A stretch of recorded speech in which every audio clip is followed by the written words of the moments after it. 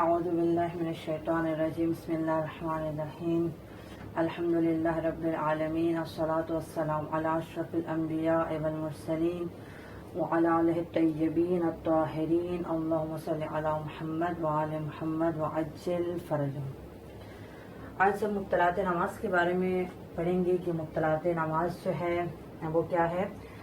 مبتلات یعنی جو باطل کرتی ہے نماز کو، جس سے نماز باطل ہو جاتی ہے، اور 12 چیزیں ہیں جو نماز کو باطل کرتی ہیں اور انہیں کہتے ہیں مبتلات نماز۔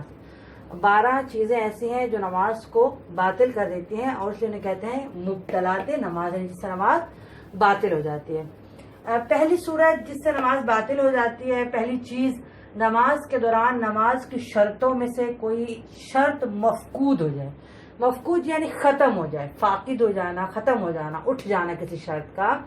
نماز کے دوران نماز کی شرطوں میں سے کوئی شرط ختم ہو جائے، مثلا نماز پڑھتے ہوئے پتہ چلے کہ جس کپڑے کو پہن کر وہ نماز پڑھ رہا ہے وہ نجس ہے۔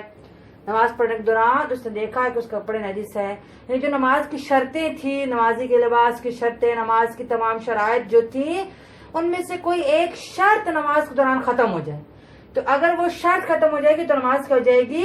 باطل ہو جائے گی۔ یہ تھی پہلی صورت جو مثال دی کہ جیسے اگر نماز پڑھتے پتہ چلے کہ اس کے کپڑے کیا ہیں؟ نجس ہیں۔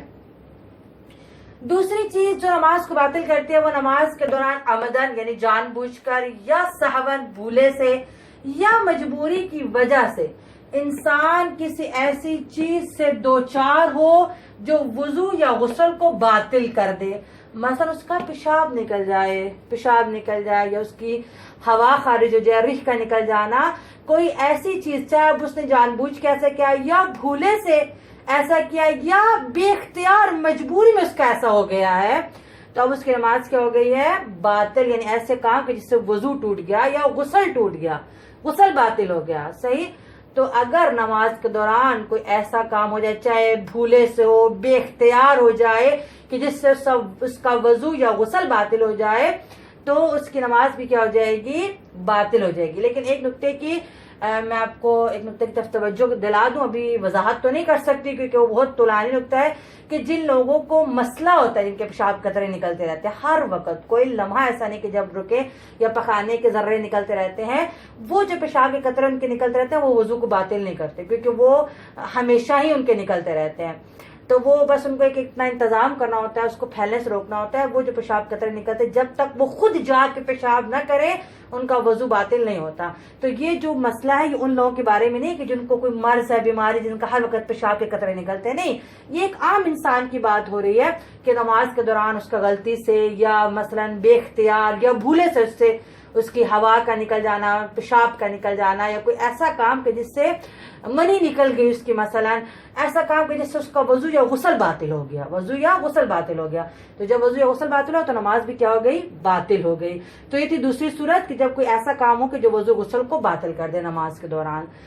تیسری چیز یہ ہے کہ یہ چیز مبتلات نماز میں سے ہے کہ انسان اپنے ہاتھوں کو عاجزی یا ادب کی نیت سے باندھے، یعنی جیسے قرات کے دوران ہمارے اہل سنت لوگ اپنے ہاتھوں کو باندھ دیتے ہیں، اس طرح باندھنے سے نماز باطل ہو جاتی ہے کیونکہ یہ شریعت میں ایک اضافہ ہے، وہ چیز ہے کہ جو ہمیں رسول خدا نے نہیں بتائی، جو خدا نے متعلق شریعت میں نہیں آئی۔ تو جب ہم کسی چیز کا اضافہ کرتے ہیں تو وہ چیز کیا ہوتی ہے؟ نماز کو باطل کر دیتی ہے۔ اب اس میں آپ ایک نقطے کی طرف آپ کی توجہ دلا دوں، دیکھیں جو حکم ہوتے ہیں نا، یعنی کہ یہ چیز باطل ہے، یہ چیز حرام ہے، یہ چیز جو ہے وہ مستحب ہے، مکروہ ہے، تو جو حکم ہے وہ 2 طرح کے ہوتے ہیں۔ آپ تھوڑا اس کی طرف توجہ کریں گے تو انشاءاللہ یہ اگلے جو تیسرا اور چوتھا مبتلات نماز ہے یہ آپ کے لیے سمجھنا آسان ہو جائے گا کہ جو حکم ہوتے ہیں وہ حکم 2 طرح کے ہوتے ہیں۔ ایک ہوتا ہے حکم تکلیفی، ویسے تو اس کی اور بھی بہت سی اقسام ہے لیکن یہ 2 باتیں اس لیے میں آپ سامنے بیان کر رہی ہوں کہ یہ جو آگے مبتلات نماز ہے اس کا تھوڑا تعلق ان 2 باتوں سے ہے، حکم تکلیفی اور حکم وضعی۔ ویسے تو حکم کی اور طریقے سے اور بھی اقسام ہے، کچھ اور لحاظ سے اور اقسام ہے، لیکن جو اس وقت آپ کے لیے مہم ہے وہ یہ ہے کہ حکم، جب حکم تکلیفی اور وضعی 2 طرح کے حکم ہوتے ہیں۔ اچھا، کیا تکلیفی اور کیا وضعی، کیا فرق ہے اور یہ کیا ہے؟ تکلیفی وہ ہے کہ جس کا تعلق مکلف سے، انسان کی ذات سے ہوتا ہے، مکلف ہم لوگ ہیں نا، ہر عاقل اور بالغ کو مکلف کہتے ہیں، جس پر شریعت کے احکام لاگو ہوتے ہیں. دیکھیں، اور شریعت کے احکام لاگو ہونے کے لیے دو چیزیں ہونا ضروری ہیں، وہ شخص عاقل بھی ہو اور بالغ بھی ہو. جو عاقل نہ ہو، دیوانہ ہے، تو اس پر نماز روزہ واجب نہیں ہوتے، یعنی جس کو ہوش ہی نہیں، جو دیوانہ ہے اس پر نماز روزہ واجب نہیں ہے اور شریعت کے احکام نہیں ہے. اور جو عاقل ہے لیکن ابھی بالغ نہیں ہوا تو اس پر بھی احکام لاگو نہیں ہوتے. احکام اس پر لاگو ہوتے ہیں جس میں دو چیزیں پائی جائیں، وہ عاقل بھی ہو اور بالغ بھی ہو. دو چیزیں پائی جاتی ہیں تو اس کو کہتے ہیں یہ مکلف ہے، کہ اس پر شرعی احکام آتے ہیں، اس پر شریعت کے احکام لاگو کیے جاتے ہیں، یہ مکلف ہے. جیسے ہم لوگ عاقل اور بالغ. صحیح. اب جو حکم تکلیفی ہے اس کا تعلق مکلف کی ذات سے ہوتا ہے. ہم جب کہتے ہیں کہ یہ چیز حرام ہے، مکلف کے لیے یہ چیز حرام ہے، یہ جائز ہے، یہ ناجائز ہے، یہ حلال ہے مکلف کے لیے، تو اس کا جو حکم کا تعلق جب مکلف کی ذات سے ہو اسے کہتے ہیں حکم تکلیفی. اور وضعی وہ ہے کہ جس کا تعلق مکلف کے ہمارے فعل سے ہو. مثلا کہ آپ کی نماز باطل ہے، آپ کا وضو صحیح ہے، آپ کا غسل باطل ہے، یعنی جس حکم کا تعلق انسان کے کاموں سے ہو، انسان کے افعال سے ہو، اسے کہتے ہیں حکم وضعی. اور جس حکم کا تعلق انسان کی اپنی ذات سے ہو کہ یہ کام آپ کے لیے حرام ہے، آپ گناہگار ہوگے. دیکھیں، دو الگ چیزیں آپ توجہ کریں. ایک دفعہ ہم کہتے ہیں کہ آپ کا وضو باطل ہے، آپ نے مثلا اس طرح غلط طریقے سے دھو دیا ہے، آپ کا وضو باطل ہو گیا. کیا وضو کی باطل ہونے کے ساتھ میں گناہگار بھی ہوں؟ میں نے کوئی حرام کام بھی انجام دیا ہے؟ کہ نہیں، آپ نے حرام کام انجام دیا لیکن آپ کا وضو باطل ہو گیا. ایک مرتبہ میں وضو میں ایسا کام کرتی ہوں کہ آپ کہتے ہیں نہیں آپ نے یہ حرام کام انجام، مثلا میں 3 دفعہ پانی ڈالتی ہوں جبکہ مجھے پتا ہے کہ پانی کتنی دفعہ چہرے پہ ڈالنا ہے، یا ایک دفعہ واجب اور دوسری دفعہ مستحب. میں کہتی ہوں نہیں، میں تیسری دفعہ ڈالوں گی. تو اب جب میں نے اضافہ کر کہیں گے آپ کا وضو تو باطل ہے ہی ہے لیکن آپ نے حرام کام بھی انجام دیا ہے، حرام بھی ہے، یہ آپ گناہگار بھی ہیں. تو دو طریقے کے حکم ہوتے ہیں. ایک حکم کا تعلق انسان کی ذات سے ہوتا ہے کہ آپ نے یہ حرام کیا، آپ گناہگار ہو. اور ایک حکم کا تعلق انسان کے فعل سے، اس کے عمل سے ہوتا ہے کہ آپ کا یہ عمل صحیح ہے، یہ باطل ہے، یہ صحیح ہے، یہ باطل ہے. اب اس میں آپ گناہگار ہو یا نہیں ہو لیکن آپ کا یہ عمل صحیح نہیں ہے. ٹھیک. تو یہ ہوتا ہے حکم تکلیفی. یعنی حکم تکلیفی کا تعلق انسان کی ذات سے ہے کہ یہ کام آپ کے لیے حرام ہے یا یہ کام آپ کے لیے جائز ہے، جائز نہیں. اور حکم وضعی کا تعلق انسان کے افعال سے ہے کہ آپ کا یہ نماز صحیح ہے، مثلا غسل باطل ہے. اب اس میں آپ کا گناہگار ہونا یا ہونا وہ شامل نہیں ہے، آپ کے فعل کے بارے میں بتایا جا رہا ہے کہ کیا آپ کا وضو صحیح ہے یا آپ کی نماز صحیح ہے یا باطل ہے یا غسل باطل ہے. تو حکم ایک حکم تکلیفی ہے اور ایک حکم وضعی ہے. اب جو تیسری ہم نے چیز پڑھی، ہاتھوں کو باندھنا، مبطلات نماز میں سے کیا ہے؟ ہاتھ کو باندھنا. اب اس میں ہمیں توجہ کرنی ہے. اب اگر میں ہاتھوں کو باندھ رہی ہوں، پہلی بات تو میری نماز باطل ہے کہ میں نے ہاتھوں کو باندھا، شریعت کے خلاف کام کیا. دوسرا یہ حکم وضعی ہو گیا نا کہ میری نماز باطل ہے، میرے فعل کے بارے میں کہ آپ کی نماز باطل ہے، آپ نے ہاتھوں کو باندھا، آپ کی نماز باطل ہے. دوسرا میں کہتی ہوں کہ جو میں نے ہاتھوں کو باندھا یہ شریعت میں بھی ہے، یعنی میں اس کو شریعت کا حکم سمجھتی ہوں. جب میں شریعت کا حکم سمجھتی ہوں، میں نے خدا پر جھوٹ باندھ دیا، شریعت خدا نے نافذ کیا رسول خدا پر، رسول خدا کے ذریعے.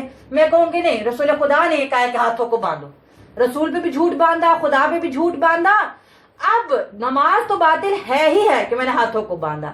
اس کے ساتھ ساتھ جب میں نے کہا یہ شریعت میں ہے، شریعت کا حکم سمجھتے میں ہاتھوں کو باندھ رہی ہوں، تو اب میرے لیے حرام بھی ہے، حرام بھی ہے کیونکہ میں نے تہمت لگا دی ہے، بہتان لگا دیا ہے، ایک جھوٹ لگا دیا ہے شریعت لانے والے پر بھی اور شریعت بھیجنے والے پر بھی کہ یہ اس میں شریعت کا حکم ہے بھی ہاتھ باندھنا. تو اس لیے وہ تیسرے میں یہ کہہ رہے ہیں کہ نماز باطل ہے اور اگر شریعت سمجھ کے کرے تو پھر حرام بھی ہے. نماز تو باطل ہے وہ گناہگار بھی ہے. یعنی تیسرے والے میں حکم وضعی بھی ہے نماز باطل اور حکم تکلیفی بھی ہے کہ وہ اس کے لیے حرام بھی ہے. تیسرا والا مبطلات نماز، چیز مبطلات نماز میں سے ہے کہ انسان اپنے ہاتھوں کو عاجزی یا ادب کی نیت سے باندھے، لیکن اس کام کی وجہ سے نماز کا باطل ہونا احتیاط کی بنا پر ہے. یعنی استاد فرماتے ہیں کہ احتیاط واجب کی بنا پر اس کی نماز کیا ہے؟ باطل ہے. اور اگر مشروعیت کی نیت سے کرے، مشروعیت یعنی شریعت سمجھتے ہو، کہے کہ یہ ہاتھ باندھنا شریعت میں تھا، رسول نے یہ کہا کہ ہاتھ باندھو، اگر مشروعیت کی نیت سے کرے تو اس کام کے حرام ہونے میں کوئی اشکال نہیں ہے. یعنی کھلم کھلا حرام کام ہے، کوئی اشکال نہیں، یعنی واضح طور پر حرام کام ہے اگر ہم اس کو شریعت سمجھے کہ شریعت میں ایسا ہے کہ بھی ہاتھ باندھنا ہے. صحیح. تو تیسرے والے میں نماز بھی باطل ہے اور کیا ہے اگر شریعت سمجھتا ہے تو پھر اس کو حرام بھی ہے. دیکھیں غور کرتا ہے. دوسرے ہم نے کہا نا پیشاب نکل جائے نماز باطل ہے, کیا وہ گناہگار, اس نے حرام کام کیا؟ نہیں, اس نے حرام کام نہیں کیا, وہ گناہگار نہیں ہے. تو دوسرے والے میں صرف حکم وضعی ہے کہ اس کی نماز باطل ہے. لیکن تیسرے والے میں اگر وہ ہاتھ باندھنا ہے تو نماز باطل ہے, اور اگر یہ کہ یہ شریعت ہے تو پھر وہ حرام بھی ہے, حکم وضعی بھی ہے اور تکلیفی بھی ہے. صحیح. چوتھا والا کیا ہے؟ مبطلات نماز میں سے ایک یہ ہے کہ الحمد کے بعد آمین کہے. سورہ الحمد کے بعد کہ آمین معذرت. تو یہ جو آمین کہنا ہے یہ بھی نماز کو باطل کر دیتا ہے. اب اس سے پہلے کہ میں یہ یہاں سے پڑھوں تھوڑا سا اس کی وضاحت کر دوں. اچھا پہلے اس میں بھی یہی دونوں باتیں آ جائیں گی, تکلیف اور وضعی دونوں آ جائے گا کہ اگر الحمد کے بعد آمین کہتا ہے وضعی یہ ہے کہ اس کی نماز باطل ہے, اور اگر وہ کہے کہ آمین شریعت کا حکم ہے, رسول نے کہا تھا کہ الحمد کے بعد آمین کہنا, تو پھر اس کا یہ کہنا حرام بھی ہے, نماز بھی باطل ہے اور اگر وہ شریعت سمجھتا ہے تو حرام بھی ہے. اچھا اب جو نماز باطل ہے وہ فتوے کی بنا پر ہے احتیاط کی؟ جیسے ہم نے تیسرے میں کہا تھا نا کہ ہاتھ کے باندھنے سے نماز باطل ہونا احتیاط کی بنا پر. اسٹائن صاحب کا فتوا نہیں ہے بلکہ انہوں نے احتیاط کہا ہے کہ احتیاط کی بنا پر اس کی نماز باطل ہے. تو کیا آمین کہنا بھی فتوے کی بنا پر ہے یا احتیاط کی بنا پر ہے؟ تو سستانی صاحب نے اس آمین کہنے کو 3 حصوں میں تقسیم کیا ہے. دیکھیں نماز پڑھنے والے جو لوگ ہوتے ہیں, جو نماز پڑھنے والے افراد ہوتے ہیں, وہ 3 طرح کے ہوتے ہیں. ان کی 3 کیٹیگریز ہوتی ہیں, 3 اقسام ہوتی ہیں. یعنی کہ جو نماز پڑھنے والے ہیں یا تو وہ فرادہ نماز پڑھتے ہیں اکیلے گھر میں جیسے ہم اکیلے پڑھتے ہیں, یا وہ کیا کرتے ہیں وہ جماعت میں نماز پڑھتے ہیں. جب جماعت میں نماز پڑھتے ہیں تو جماعت میں بھی 2 طرح کے لوگ ہوتے ہیں. ایک ہوتا ہے امام, ایسا ہی نا امام جا کے کھڑا ہوتا ہے, اور اس کے پیچھے جو کھڑے ہوتے ہیں وہ کیا ہوتے ہیں ماموم. تو اس طرح نماز پڑھنے والوں کی 3 کیٹیگریز ہوگی, 3 اقسام ہوگی. ایک وہ جو فرادہ گھر میں نماز پڑھ رہا ہے, ایک اگر جماعت میں پڑھ رہا ہے تو جو امام جماعت ہے, اور تیسرا جو پیچھے ماموم ہے. ماموم یعنی جو پیچھے اقتدا کر رہے ہیں, جو نمازی پیچھے کھڑے ہوئے ہیں. تو 3 طرح کے ہو گیا, فرادہ, امام جماعت اور ماموم. صحیح. سستانی صاحب فرماتے ہیں کہ الحمد کے بعد اگر آمین کہے تو ماموم کے بارے میں فتویٰ ہے. ماموم کے بارے میں کیا ہے؟ فتویٰ ہے. نماز کے باطل ہونے کا فتویٰ. اگر اس نے آمین کے اس کی نماز باطل ہے, فتویٰ ہے. لیکن جو غیر معموم ہے, اب غیر معموم کون آ جائے گا؟ معموم کے علاوہ کون آ جائے گا؟ یہ اور یہ غیر معموم ہے نا, یہ معموم ہے اور یہ غیر معموم ہے. غیر معموم میں فرادہ بھی آ جائے گا جو علیحدہ نماز پڑھ رہا ہے, اور جو امام جماعت ہے وہ بھی آ جائے گا. ان دونوں کی, غیر معموم کی جو نماز باطل ہے وہ احتیاط کی بنا پر ہے. غیر معموم کی احتیاط کی بنا پر, اور معموم کی فتویٰ باطل ہونے کا. تو اگر کوئی شخص الحمد کے بعد آمین کے صاحب فرماتے ہیں غیر معموم, غیر معموم کون آتا ہے؟ فرادہ اور امام جماعت. آپ فرماتے ہیں کہ غیر معموم کی نماز احتیاط کی بنا پر باطل ہے, ان دونوں کی احتیاط کی بنا پر باطل ہے آمین کہنے سے. صحیح. اب میں یہ پڑھتا ہوں یہاں سے. نمبر 4 مبطلات نماز میں سے ایک یہ ہے کہ الحمد کے بعد آمین کہے. آمین کہنے سے نماز کا اس طرح باطل ہونا غیر معموم. غیر معموم میں کون آ گیا؟ فرادہ اور امام جماعت. غیر معموم میں احتیاط کی بنا پر ہے. غیر معموم میں کیا احتیاط؟ معموم کی تو فتویٰ ہے باطل ہونے کا, اور غیر معموم کی کیا احتیاط کی بنا پر ہے. آگے پھر وہی بات کہ اگرچہ آمین کہنے کو حکم شریعت سمجھتے ہوئے آمین کہے, کہ شریعت میں ایسے بھی رسول نے کہا تھا آمین کہنا, تو اس کے حرام ہونے میں کوئی اشکال نہیں ہے, کھلم کھلا حرام کام ہے. اگر کہے گی شریعت میں بھی تھا کہ آمین کہے. صحیح. تو یہ کیا ہو گیا؟ حکم وضعی بھی ہو گیا کہ نماز باطل ہے, اور حکم تکلیفی بھی ہو گیا کہ اس نے اس کو شریعت سمجھتے ہوئے کہا تو وہ گناہگار بھی ہے, حرام بھی ہے. اچھا آگے فرماتا ہے بہرحال اگر آمین کو غلطی سے کہہ دے, غلطی سے اس کے منہ سے آمین نکل گیا, یا تقیہ کی وجہ سے کہہ دے, تقیہ کی وجہ سے. اور آپ جانتے ہیں تقیہ کیا ہے؟ تقیہ جب انسان کی جان اور مال متعصب لوگوں میں پھنس جائے اور عقیدے کے ساتھ کا کوئی فائدہ نہیں. تقیہ کو ذہن میں رکھے, تقیہ کے لیے 3 چیزوں کا ہونا ضروری ہے. جو تقیہ کی تعریف ہے اس میں 3 چیزوں کا, انسان متعصب اور ہر دھرم لوگوں میں پھنس جائے, اس کی جان اور مال کو خطرہ ہو, اور عقیدے کے اظہار کا کوئی فائدہ نہ ہو. عقیدے کے اظہار کا کوئی, اس وقت ضروری ہے کہ اپنے مذہب کو چھپا لو, اپنے عقیدے کو چھپا لو. اگر अकीदे के इज़हार का फायदा है तो फिर नहीं छुपाना। जैसे इमाम हुसैन ने नहीं छुपाया, उस वक्त जरूरी था कि आप बताते हक क्या है, हक क्या, उस वक्त जरूरी था, उस वक्त तकैया नहीं करना था। सही। तो ये 3 चीजें हैं कि वो मुतासब हरदम लोगों में फंस जाए, जान और माल को खतरा हो, और अकीदे के इज़हार का फायदा ना, कोई फायदा ना। अगर उसको जान और माल का खतरा नहीं तो फिर भी वो ताल्लुक नहीं करेगा। ठीक। अगर मुतासब हरदम लोग नहीं है, बेशक कि वो गैर हम मजहब है, हमारा मजहब नहीं कि मुतासब हरदम, फिर भी वो तकैया नहीं करेगा। इन 3 बातों के एक साथ होना जरूरी है। मुतासब हरदम लोगों में फंस जाए, जान और माल को खतरा भी है, और अकीदे के इज़हार का फायदा भी नहीं। तो इस वक्त तकैया की वजह से क्या करें, अगर आमीन कह देता है तो नमाज बातिल नहीं है। अगर गलती से आमीन कह दे या तकैया की वजह से आमीन कह दे तो नमाज बातिल नहीं है। तो अब ये जो चौथा पॉइंट है, इसमें क्या कह दिया, पहले तो कि अल्हम्द के बाद आमीन कहने से नमाज बातिल है, नमाज बातिल है, गैर मामूम की एहतियात की बिना पर है, गैर मामूम की एहतियात की बिना पर। पहला हुक्म ये हो गया। दूसरा हुक्म ये हो गया कि आमीन को अगर शरीयत समझते हुए कहे तो हराम है। तीसरा हुक्म ये हो गया अगर गलती से कह दे या तकैया की वजह से कह दे तो फिर नमाज बातिल नहीं है। और कारण ये जो तीसरा नुक्ता है ना, ऊपर हाथ बांधने वाला, इसमें भी है कि अगर उसने भूले से हाथ बांध दिए, गलती से, जानबूझ के नहीं, भूले से, या वो खारिश कर रहा था इस तरह अपने हाथों पर, तो उसकी नमाज बातिल नहीं है। जो हाथ बांधने वाले में भी कि अगर वो खारिश कर रहा था, आजिज़ी और अदब से नहीं बांधे उसने, या भूले से उसने ऐसे कर दिया, गलती से उसने ऐसे कर दिया, तो उसकी नमाज बातिल नहीं है। जो जानबूझ के ऐसा करे और फिर शरीयत भी समझे, नमाज भी बातिल और हराम भी है। सही। ये था तीसरा चौथा मुब्तलात नमाज। आगे 5वां मुब्तलात नमाज में से है कि बगैर किसी उज़र के किबले से रुख फेरे, बगैर किसी उज़र के दाएं तरफ हो जाए, बाएं तरफ हो जाए, मुंह को फेर ले, इधर को फेर ले।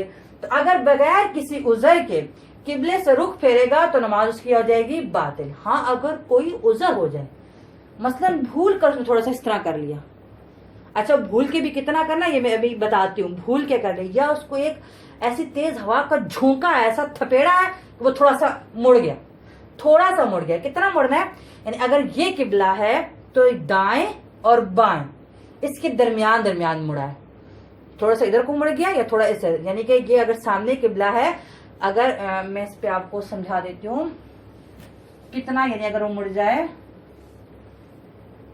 देखिए अगर इस नुक्ते पे किबला है, ये किबला है, तो ये हो गया ना इसका दायां नुक्ता और ये बायां, इस दाएं और बाएं के दरमियान अगर थोड़ा सा मुड़ जाए, इधर को थोड़ा सा मुड़ गया, तेज हवा ने धक्का दिया या कोई चीज आके लगी तो थोड़ा सा मुड़ गया, बगैर उज़र के साथ, यानी जानबूझ के उसने ऐसा नहीं किया, उज़र की वजह से इधर को हो गया या थोड़ा इधर को, दाएं और बाएं के दरमियान, तो इतना अगर थोड़ा सा मुड़ गया है, इधर को थोड़ा सा मुड़ गया है, पीछे को नहीं गया, कमर नहीं हुई किबले की तरह, पिछली तरफ को नहीं मुड़ा, थोड़ा सा दाएं या बाएं को मुड़ गया है, तो उसकी नमाज सही है अगर कोई उज़र था।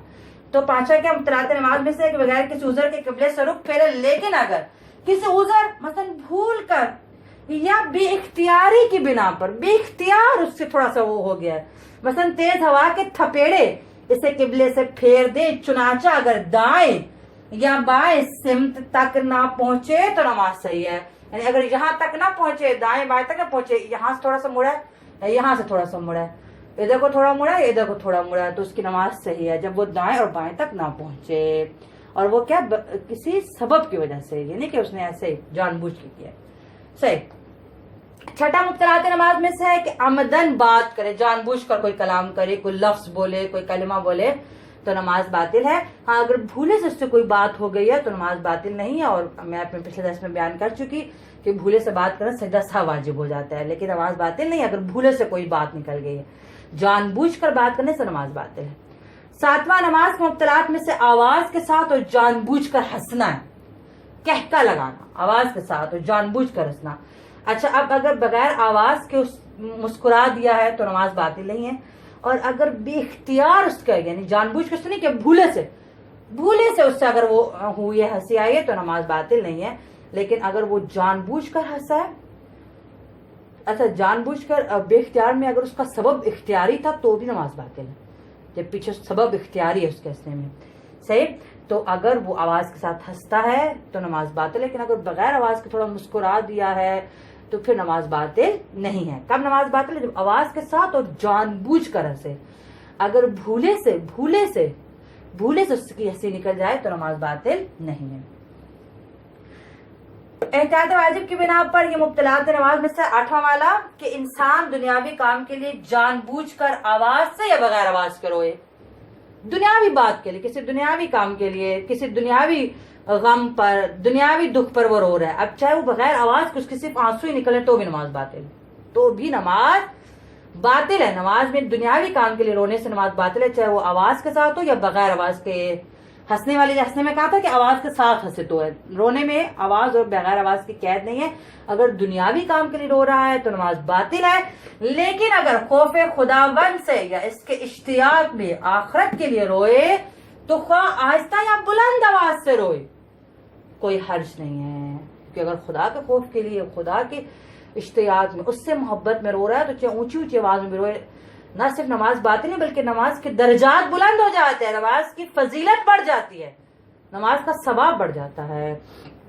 تو 8واں ہے رونا. دنیاوی کام پہ رونے سے نماز باطل ہے، لیکن خدا کے لیے روئے تو نماز صحیح ہے. انشاءاللہ کہ باقی مبتلات ہم اگلے درس میں بیان کریں گے. خدا متعال ہمیں صحیح سمجھنے، اس پر سے عمل کرنے کی توفیق عطا فرمائے. والحمدللہ رب العالمین.